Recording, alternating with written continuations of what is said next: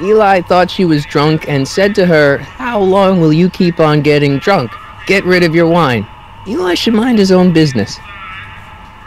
Those who once ate delicacies are destitute in the street. Cheery. Like a thorn bush in a drunkard's hand is a proverb in the mouth of a fool. Heavy. Those who once ate delicacies are destitute in the street. Cheery. Lazy hands make a man poor, but diligent hands bring wealth. Maybe that's my problem. Lazy hands.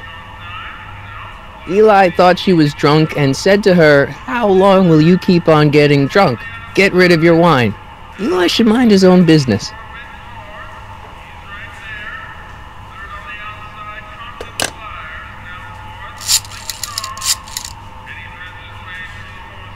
Brown residence?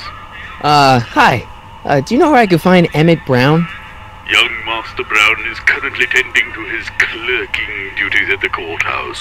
Who may I say is calling? The courthouse? Doc never told me he worked at the courthouse.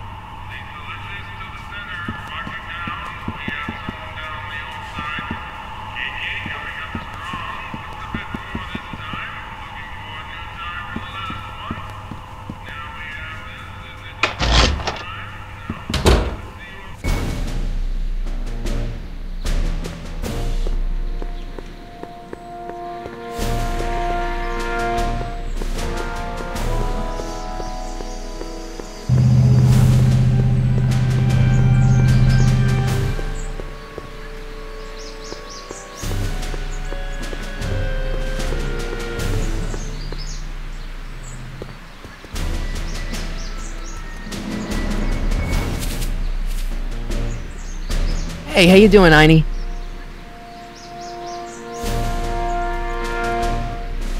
Young Doc's in the courthouse. I hope I'll be able to recognize him.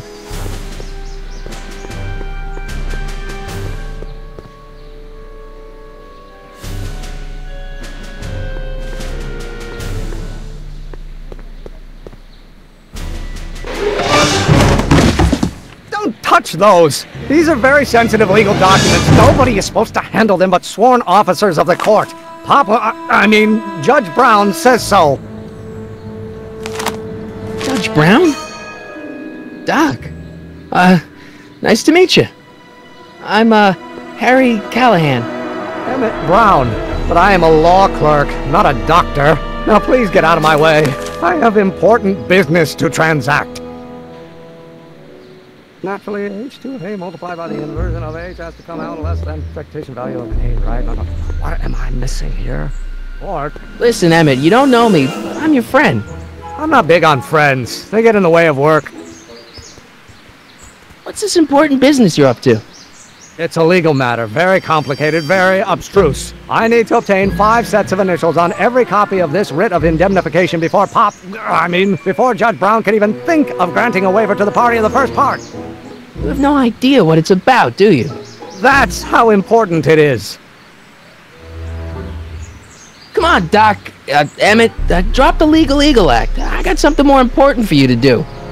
Mr. Callahan, I'll have you know that the law is the very mortar that holds society together, and we in the legal profession are like brick masons building the edifice of the future. Your dad tell you that? Every morning. So, Emmett, what time are you through with work? Depends. On weeknights, Pop sometimes keeps me in the office till 9. 9 at night? But today's Saturday. Right. So I probably won't get off before 10. How about you knock off work early and I'll buy you a beer, or soda. What do you say? Don't try to tempt me from my duty with sugary beverages. Keeping the wheels of justice turning, that's my one passion in life. Besides, if I left before 8, my pop would kill me. Sounds like you're a little scared of your father. Scared of my father? Pop is the most learned, just, incorruptible judge that Hill Valley has ever seen. The only people scared of Judge Brown are people with a dark secret to hide. And I don't have a dark secret to hide. Listen, I understand you're working on a new invention in your lab. Invention? You must have me mixed up with somebody else. I'm in law. I have absolutely no interest in science. only if the coefficient of friction remains constant. Come on, wait up a minute. You again? Can't you see I'm busy? Okay, so you don't want your old man to know. That's fine. Listen, we all keep secrets. But I'm telling you, you can level with me about this science project of yours. I am not a scientist. Go ahead, ask me what E equals.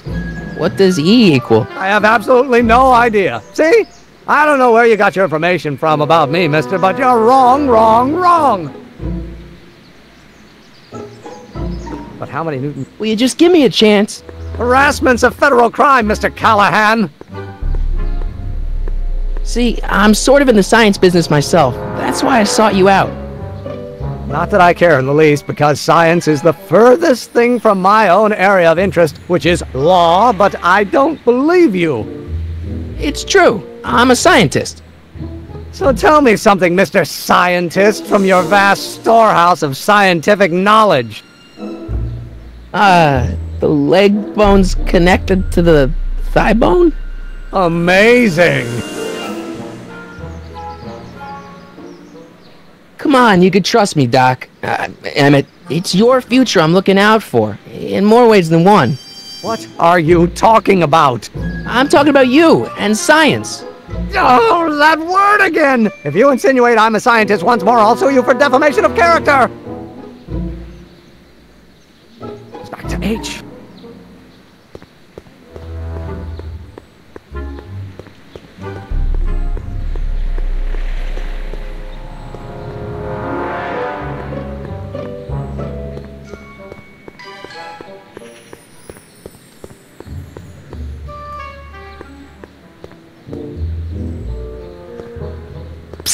Doc!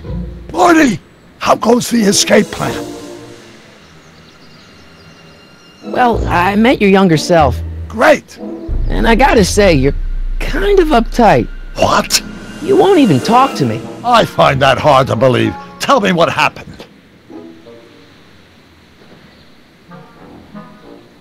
You know, your younger self seems really dedicated to the law. It's a facade, I assure you. I had to keep up appearances to appease my father. I tried asking him about your rocket drill, but he says he's not a scientist. What? What? Father. What's he got to do with this? In 1931, I was still deathly afraid of my father discovering the truth about my scientific predilections, so I carefully kept them under wraps, practicing science at odd hours, away from his prying eyes. That sucks. It sucked a lot. Fortunately, I eventually stood up to him, but right now, my younger self probably thinks you've been sent by my father to check up on me. What do I do to convince Teen Doc that I'm not a spy? I'm not sure. Why does your younger self mutter all the time? Muttering? Why would I be muttering? I never mutter unless... The Hill Valley Expo! Expo? Yes, the Expo!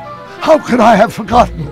In a few months, the younger me will put on a demonstration at the Hill Valley Exposition, my first public foray into the world of science. Everyone in town will be there, including a number of noted inventors who shaped my career. So, it was a big success?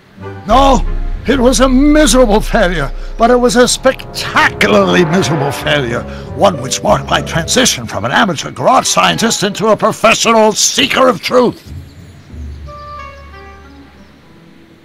What does this expo have to do with you muttering all the time?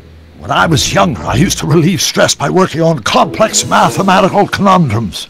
No doubt my younger self is working on some impossible problem in an attempt to work off cerebral steam in the weeks before the exposition. What was I muttering about?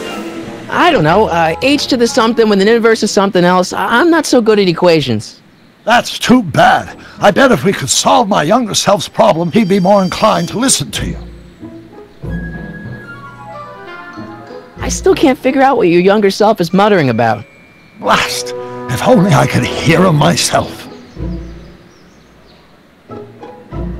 Let's talk about your younger self's problems later. Okay, but don't forget we're on a bit of a deadline here.